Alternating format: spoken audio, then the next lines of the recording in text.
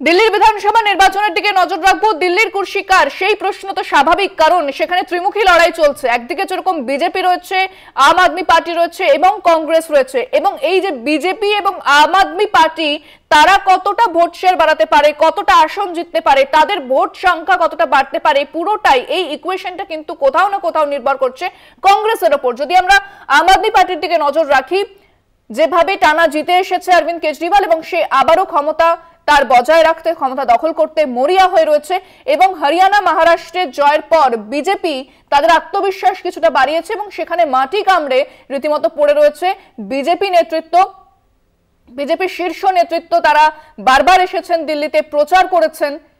যদি আমরা কংগ্রেসের দিকে দেখি, কংগ্রেস অনেকটা দেরিতে তারা শুরু করেছে, যে লড়াই দিয়েছে সেটা মনে করা হচ্ছিল, তবে কংগ্রেসের যে ভোট পার্সেন্টেজ সেটা যদি সামান্য তারা বাড়াতে পারে তাহলে চাপ হতে পারে, অনেকটাই সংকটে পড়তে পারেন অরবিন্দ কেজরিওয়াল এবং বিজেপি নেতৃত্ব, এমনটাই মনে করা হচ্ছে।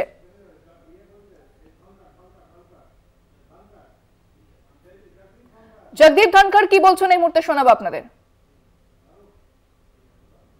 परिवर्तन या सत्ता का स्थायित्व मतदान से ही जाहिर होता है।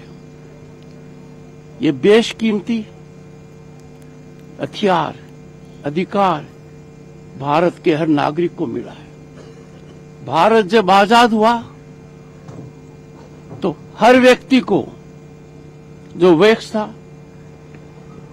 महिला हो या पुरुष, ये अधिकार दिया गया, जबकि दुनिया की बहुत बड़ी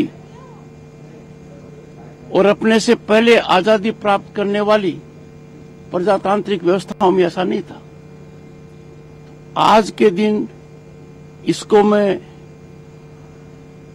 प्रजातांत्रिक व्यवस्था का बहुत बड़ा उत्सव मानता हूं, और जो व्यवस्था की जा रही है चुनाव आयोग के द्वारा सरलता से, सुगमता से, विश्व इसका कायल है।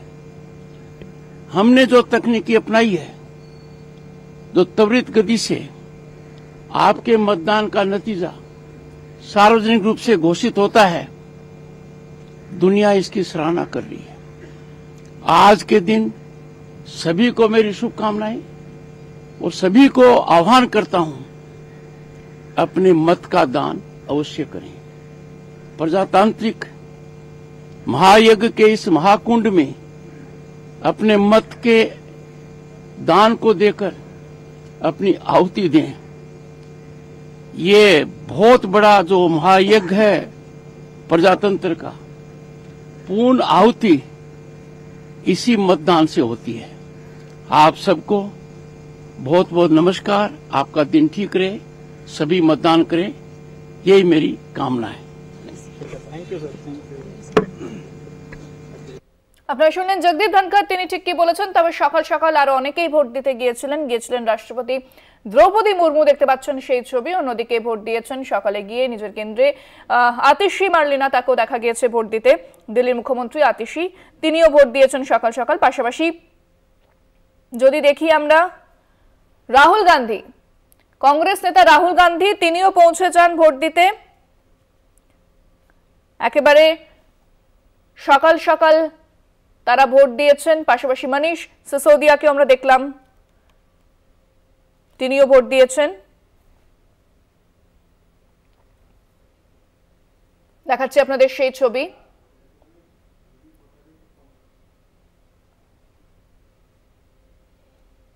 70টি আসনে বিধানসভা নির্বাচন দিল্লিতে, এবং দিল্লির ভোট যে কতটা গুরুত্বপূর্ণ সেটা প্রত্যেকেই জানেন, কারণ আমরা যদি দেখি বিজেপির হাতে গোটা দেশ আছে, কিন্তু দিল্লি তাদের হাতছাড়া।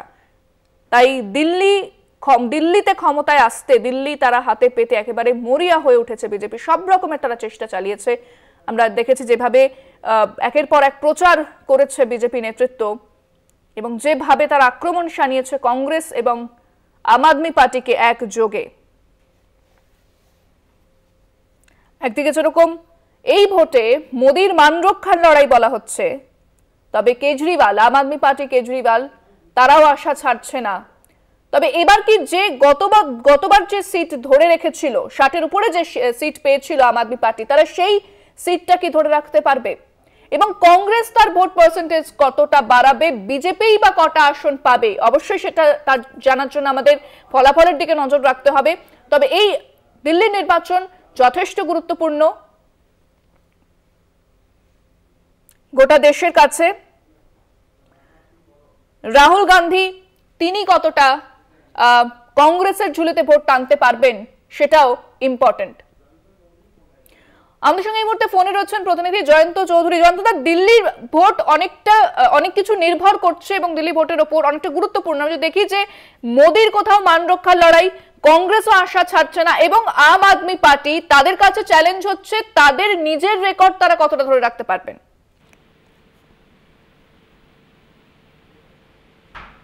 জয়ন্তদা শোনা যাচ্ছে? জয়ন্তদা শোনা যাচ্ছে? আমাদের সঙ্গে যোগাযোগ বিচ্ছিন্ন হয়ে গিয়েছে। তবে আমরা আবারও যোগাযোগ করেছি আমাদের প্রতিনিধি জয়ন্ত চৌধুরীর সঙ্গে। জয়ন্তদা, এই যে আমরা যদি দিল্লির ভোটের উপর অনেক কিছু নির্ভর করছে, যেমন মোদির একটা মান রক্ষার লড়াই, আশা ছাড়ছে না কংগ্রেস, এবং অরবিন্দ কেজরিওয়াল আপ তারাও তাদের যে আগের রেকর্ড, যে আগের আসন, সেটা কি ধরে রাখতে পারবে, সেটা কি বাড়াবে, সেটাও একটা বড় প্রশ্ন। হ্যাঁ, এটা একটা খুব মানে কি বলবো, খুব প্রাসঙ্গিক একটা বিষয় তুমি তুলেছো। সেটা হচ্ছে যে এই একটা নির্বাচন একটা অঙ্গরাজ্যের নির্বাচনের মতো নয়, শুধু এই নির্বাচনটা ত্রিমুখী লড়াই। অথচ তিনজনের তিন রকমের স্বার্থ এখানে জড়িত রয়েছে, তিনজনের কাছেই তিন রকমের মর্যাদার লড়াই, মর্যাদার প্রশ্ন এখানে জড়িয়ে রয়েছে। প্রথমকে সেটা হচ্ছে আপ। কেজরিওয়াল পরপর দুবার বিরোধীদের দুর্মুষ করে এখানে ক্ষমতায় রয়েছে এবং সেখানে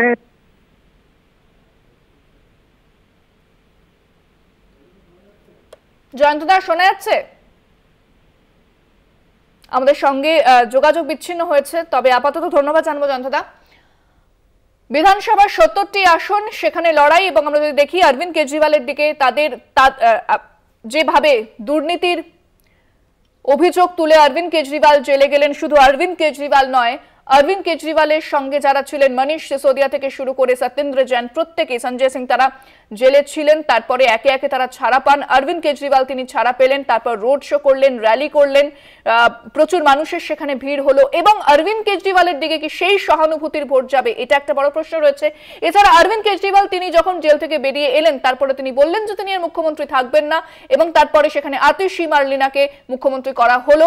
অরবিন্দ কেজরিওয়াল যখন জেলে ছিলেন, এই আতিশি সমস্ত পরিচালনার কাজ তিনি চালাচ্ছিলেন, এবং এটাকে একটা মাস্টার স্ট্রোক বলা হচ্ছে রাজনৈতিক মহলে। পাশাপাশি যদি আমরা দেখি যে বিজেপির ক্ষেত্রে, বিজেপির যে রমেশ বিধুরি তিনি রয়েছেন, বিজেপির প্রাক্তন সাংসদ, সে সেখানে একাধিকবার প্রচার করেছে। তবে বিজেপির কাছে কোনো সেরকম শক্তপোক্ত মুখ নেই যেরকম অরবিন্দ কেজরিওয়াল আপের কাছে রয়েছে। অন্যদিকে কংগ্রেস যে সমস্ত সংখ্যালঘু অধ্যুষিত এলাকা রয়েছে, সেই এলাকায় তারা কি ভালো ফল করতে পারবে? যে সমস্ত দলিত অধ্যুষিত এলাকা রয়েছে, সেখানে কি তারা ভালো ফল করতে পারবে? এই একটা বড় প্রশ্ন। এবং বিজেপি এবং আপের যে ভোট পার্সেন্টেজ, সেটা অনেকটাই ডিপেন্ড করছে যে কংগ্রেস কতটা পার্সেন্টেজ বাড়াতে পারে। তবে সকাল সকাল অনেকেই ভোট দিয়েছেন। বিদেশমন্ত্রী এস জয়শঙ্কর তিনি গিয়েছিলেন ভোট দিতে, তিনি ভোট দিয়েছেন। রাষ্ট্রপতি দ্রৌপদী মুর্মু, আতিশি মার্লিনা থেকে শুরু করে পাশাপাশি রাহুল গান্ধী, তারা প্রত্যেকেই নিজেদের গণতান্ত্রিক অধিকার প্রয়োগ করেছেন। একেবারে সকালবেলাতে সেই ছবি ধরা পড়েছে।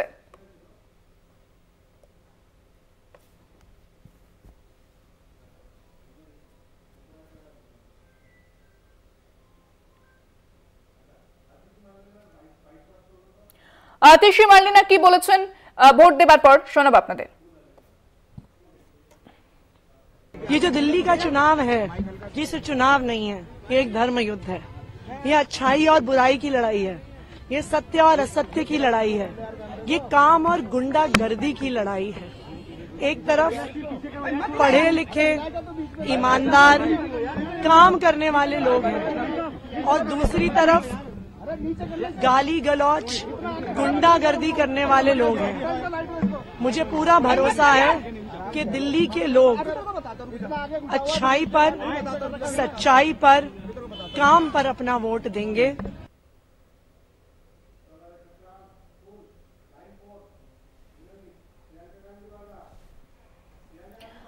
প্রিয়াঙ্কা গান্ধী এই মুহূর্তে ভোট দিতে যাচ্ছেন, দেখাচ্ছে আপনাদের সেই ছবি।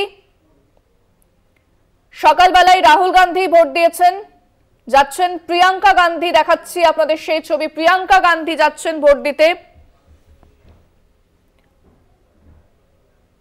প্রিয়াঙ্কা গান্ধী যাচ্ছেন ভোট দিতে এবং 70টি আসনে বিধানসভা নির্বাচন দিল্লিতে শুরু হয়েছে সকাল থেকে ভোট এবং একে একে